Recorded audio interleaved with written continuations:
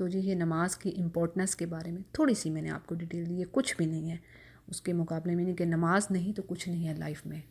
یہ چیز ذہن میں رکھیں۔ آگے کیا آ رہا ہے، اللہ تینا یظنون، یعنی کہ یہ ان لوگوں کے لیے بھاری نہیں ہے جو اللہ سے ملاقات پہ یقین رکھتے ہیں اور اسی کی طرف واپس ان کو جانے پر یقین رکھتے ہیں۔ آگے بات آ رہی ہے پھر بنی اسرائیل کے بارے میں کہ یا بنی اسرائیل تم یاد کرو میری نعمتیں جو میں نے تم پر کی اور تم پر کو فضیلت دی پورے جہان والوں پر۔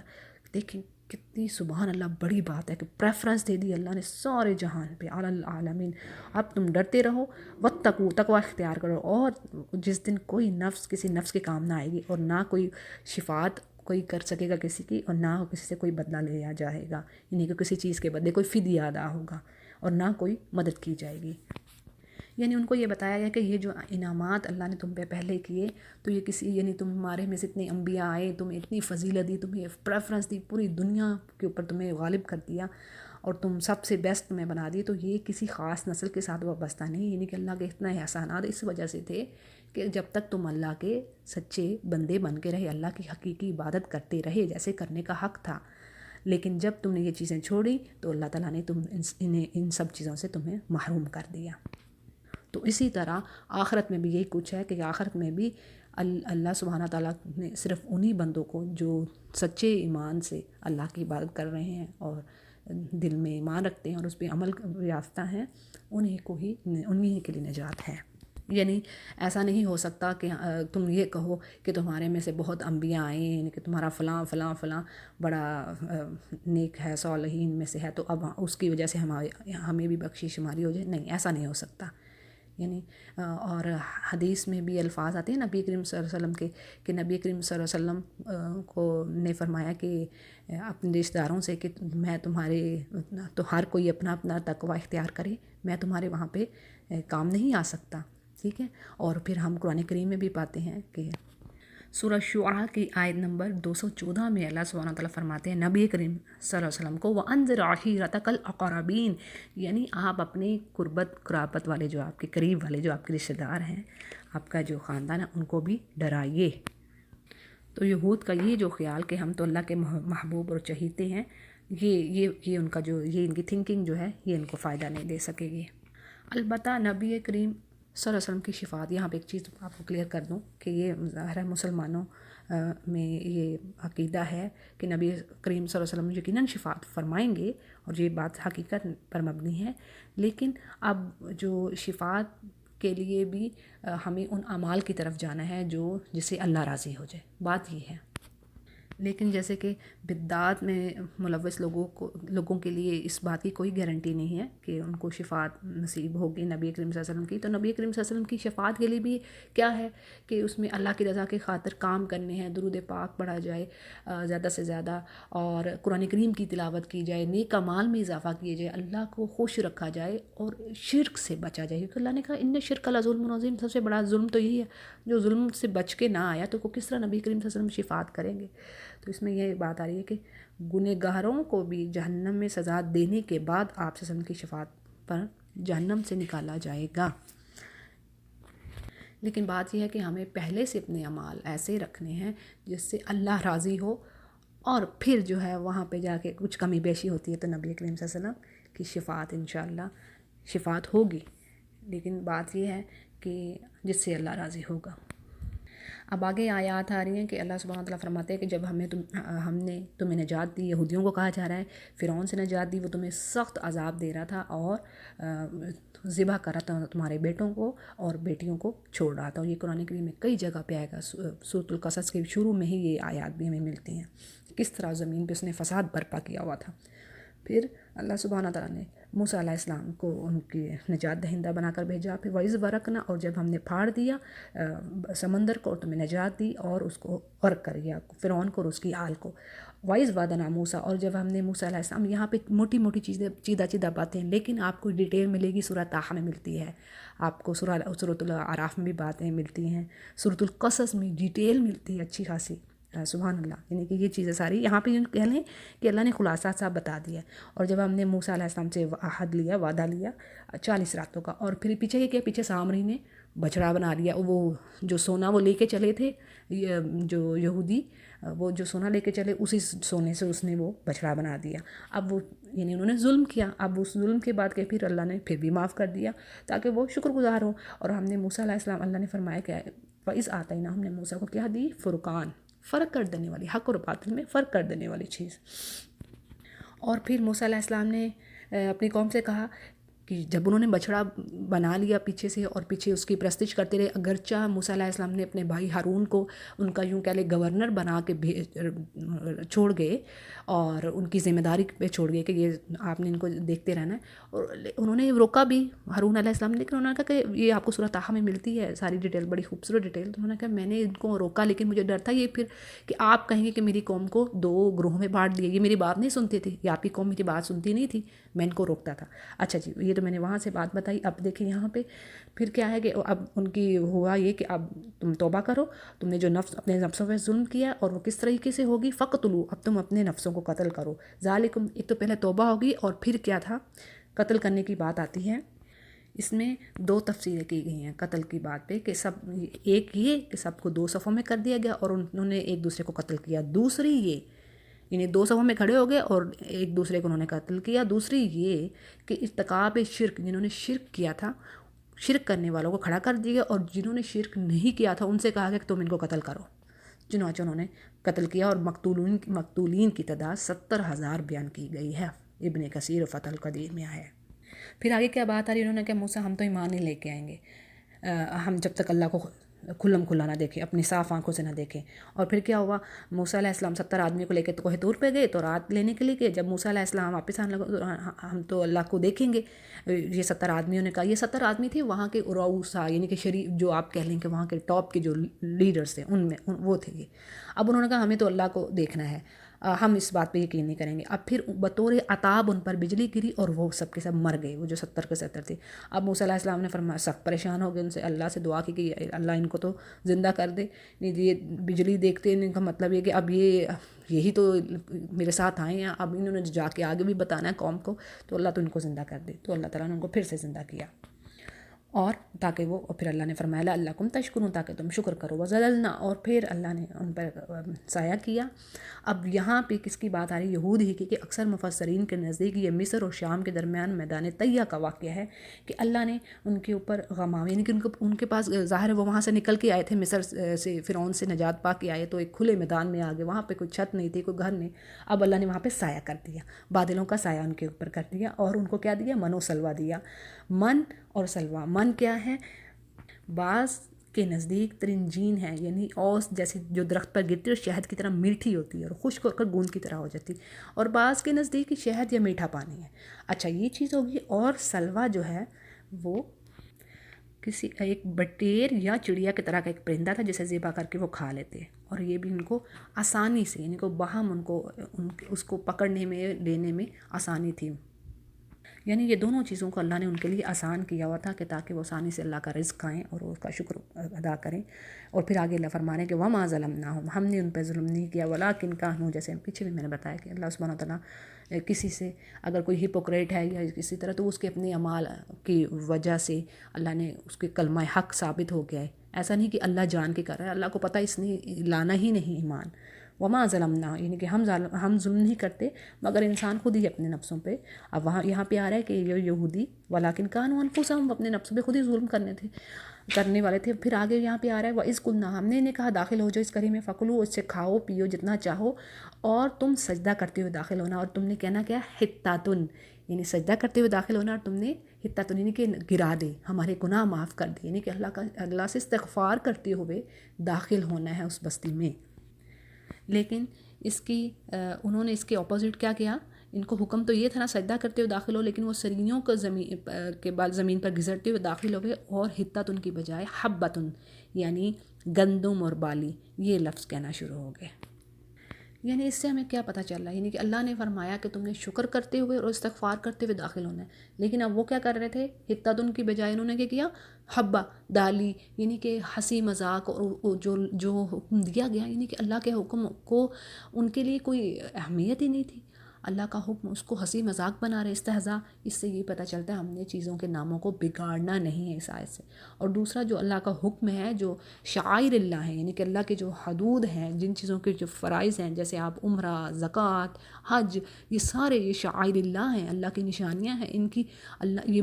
معظم ہیں، عظمت والی چیزیں ہیں، ان کی حرمات ہیں جو کہ ہم نے کرنی ہیں، اور ان میں کوئی ہنسی مذاق اور اس چیز کو بڑا سیریس لینا ہے۔ یہ آیت بڑی اہم ہے۔ یہ یعنی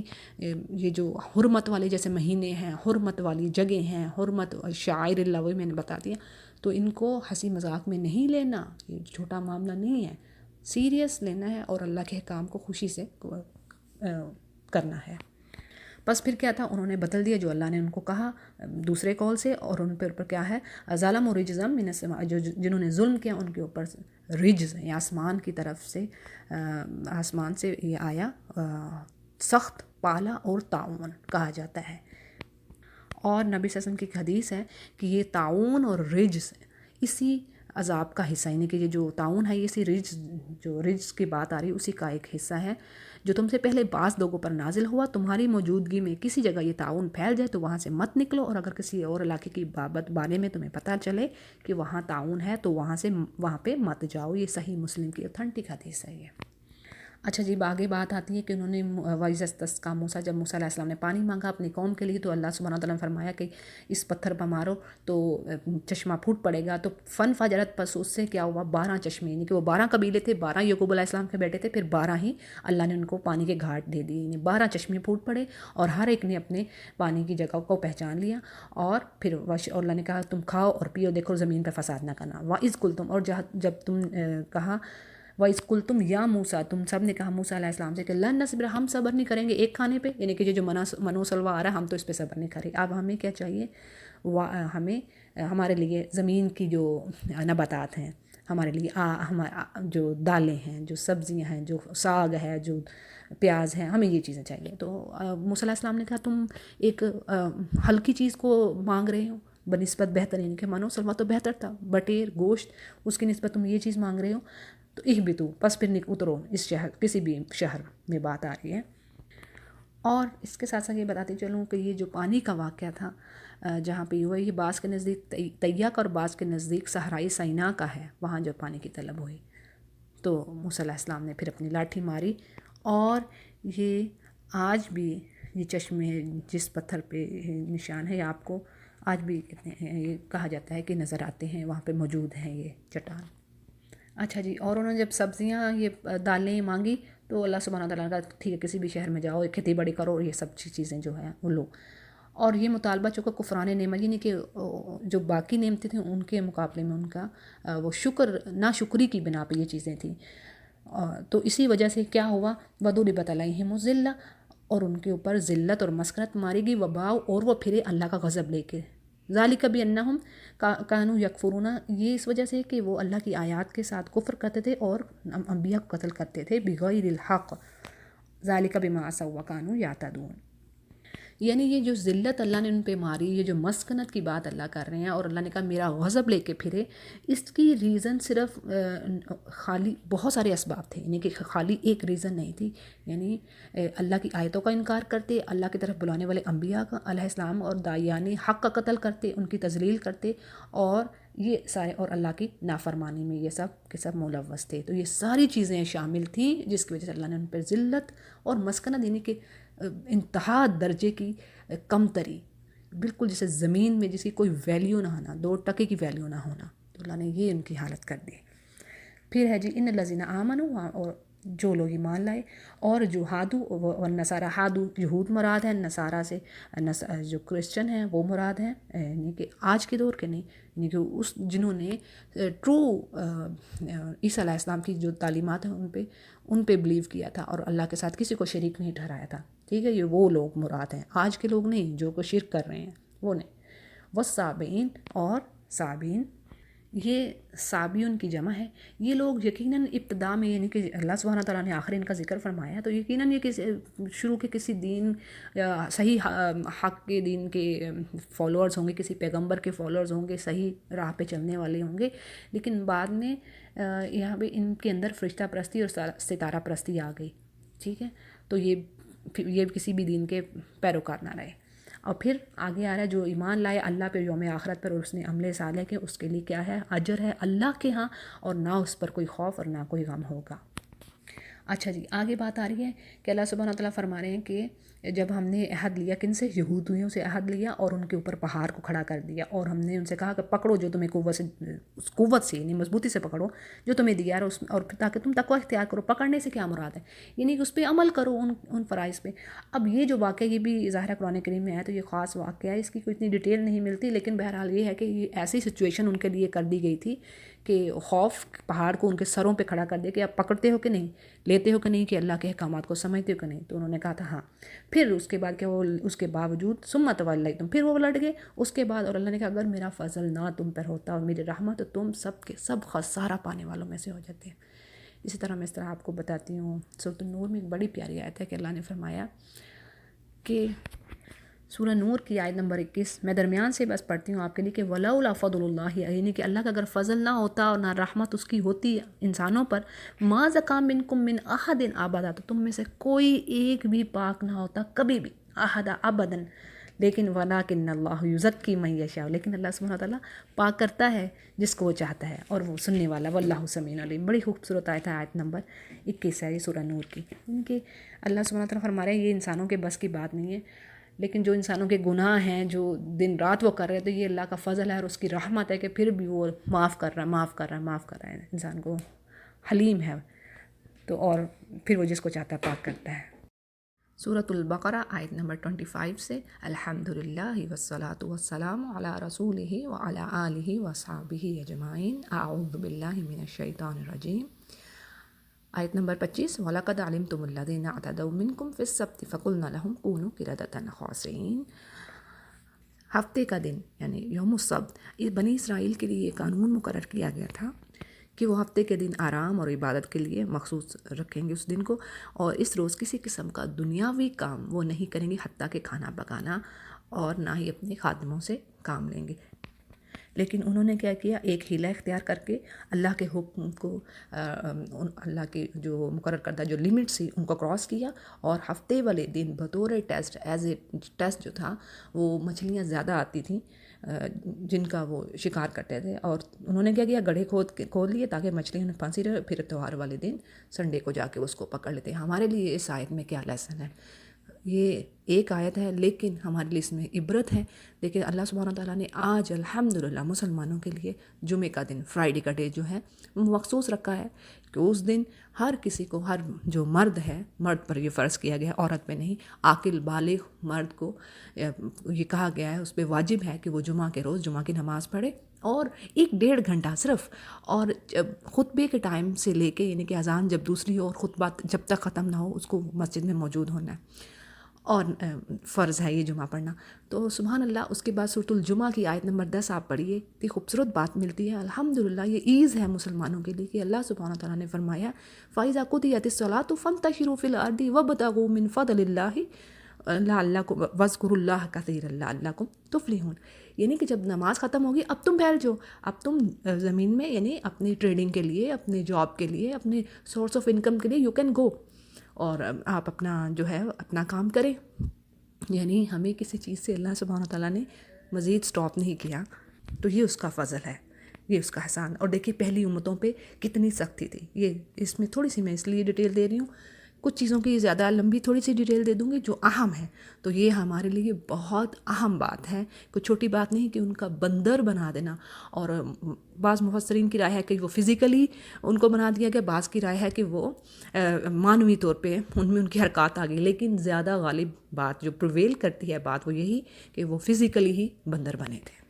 اچھا جی، اگلی آیات، کیونکہ میں عربک جو ٹیکسچر ہے وہ نہیں پڑھ رہی،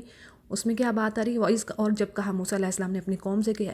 بے شک میں اللہ تعالیٰ آپ کو حکم دے رہا ہے میری قوم کہ تم ایک گائے ذبح کرو، تو انہوں نے کیا کہا؟ کیا تم ہم سے مذاق کرتا ہے؟ تو انہوں نے کہا اعوذ باللہ، میں اللہ کی پناہ لیتا ہوں کہ میں تو جاہلوں میں سے ہو جاؤں گا اور میں مذاق کروں۔ دیکھیں ہی ان کی اخلاقی، جو ان کی مورل ویلیوز، جو ان کی اس وقت کی ان کی جو کنڈیشن تھی، جو ان کے جو اخلاق مینرز تھے، کس قدر نیچے چلے گی، یہ اس چیز کی ریپرزینٹ کر رہے ہیں کہ وہ ایک نبی سے، ایک پروفٹ سے کہہ رہے ہیں کہ مذاق کرتا ہے، حالانکہ نبی وہی بات کہتے ہیں جو اللہ سبحانہ تعالیٰ پہلوانا چاہتے ہیں۔ اور یہ گائے ہی ذبح کرنے کا کیوں کہا گیا، آگے ابھی واقعہ آئے گا انہی آیات میں، ایک آدمی کے قتل کا۔ اصل میں ایک مالدار آدمی قتل ہو گیا تھا بنی اسرائیل میں، اب اس کا ایک ہی وارث تھا، اس کا بھتیجا، اس نے قتل کر کے لاش کو کسی کے دروازے کے آگے ڈال دیا، اور پھر وہ ایک دوسرے پہ قتل کو ڈالنے لگے کہ اس نے کیا، اس نے کیا۔ اور پھر اللہ سبحانہ تعالیٰ نے اس کا جو قاتل تھا اس کی نشاندہی کروانی تھی، اس کو پوائنٹ آؤٹ کروانا تھا، تو اور اس میں کئی حکمتیں تھیں اس گائے کو ذبح کروانے میں۔ نمبر ایک کہ اس وقت بنی اسرائیل میں ایک تو یہ اپنی ہمسایہ قوموں میں جو ان کے گائے پرستی، گائے کو ورشپ کرنے، گائے کو عظیم عظمت اس کو عظیم سمجھنے، یعنی اس کو وہ الہ جیسے لارڈ کے طور پر اس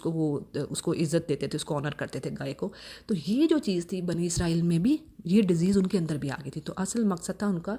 ان سے یہ ڈیزیز کو ختم کرنا، یعنی یہ حکمہ تھی۔ اور دوسری حکمہ ان کو یہ بھی بتانا کہ دیکھو مرنے کے بعد اللہ نے اٹھانا ہے، زندگی ہے، اور یہ بھی ان کو یعنی دو تین یہ جو پوائنٹس ہیں، جیسے میں نے ایک بتا دیا کہ ایک تو ان کی جو ورشپ وہ کرتے تھے، ان کے اندر وہ چیز رچی بسی تھی، محبت بسی تھی، اس کو دور کرنا تھا۔ دوسری ان کو بتانا تھا کہ دیکھو مرنے کے بعد دوسری زندگی ہے، اللہ کے سامنے کھڑے ہونا ہے، ٹھیک ہے۔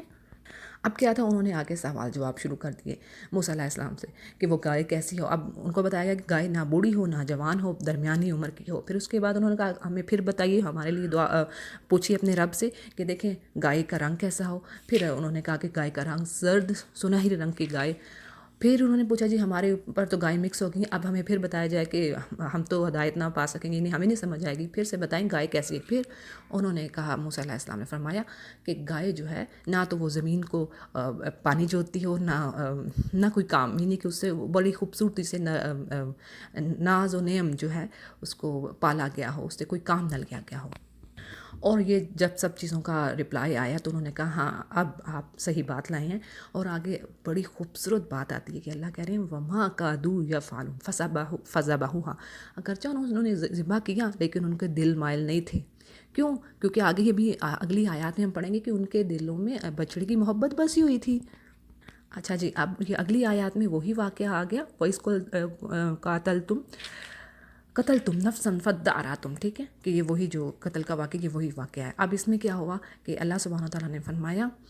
کہ کیا کرو کہ یہ جو گائے کا ایک ٹکڑا ہے وہ مقتول جو برا ہوا آدمی ہے اس کے جسم کے ساتھ لگایا جائے تو وہ زندہ ہو جائے گا۔ وہ پھر زندہ ہو گیا اور اس نے قاتل کا پتہ بتا دیا۔ اور اگلی آیات میں اللہ سبحانہ تعالیٰ فرما رہے ہیں ثم قست قلوبکم، یعنی یہ دیکھو، یعنی اتنی چیزیں ہو جانے کے بعد ایک مردے کا زندہ ہو جانا، گائے کا ذبح ہونا، یعنی کہ گائے کو بھی ذبح کیا، حالانکہ وہ نہیں چاہتے تھے، وہ اس گائے کو، اس سے محبت تھی ان کو، اس کی جو تعظیم جو اس کا وہ بسی ہوئی تھی ان کے دل میں۔ اور پھر جب انہوں نے یہ بھی دیکھ لیا کہ اللہ کس طریقے سے زندہ کرے گا اور حساب کتاب ہوگا،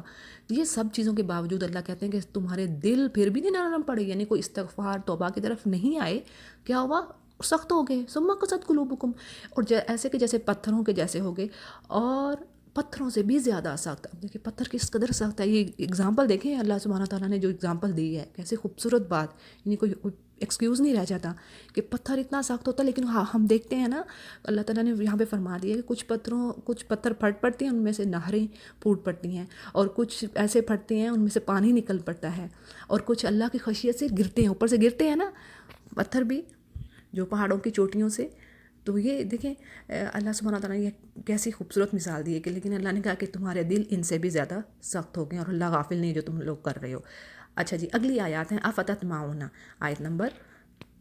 75 سے۔ اب یہاں سے دوسری ایک بات شروع ہو رہی ہے کہ اللہ سبحانہ تعالیٰ فرما رہے ہیں کیا تم یہ طمع رکھتے ہو، یعنی کہ تمہیں یہ کیا لالچ رکھتے ہو کہ تم وہ ایمان لے آئیں گے، کون بھلا، یہود، کہ ان میں ایک فریق ایسا ہے کہ جو اللہ کے کلام کو سنتا ہے اس کے بعد بدل دیتا ہے اور وہ اچھی طرح اس کو سمجھتے ہیں۔ اچھا، اس کے بارے میں تھوڑی سی میں آپ کو ڈیٹیل دے دیتی ہوں، وہ یہ کہ یہ جو کچھ نو مسلمان ہوتے جو نیو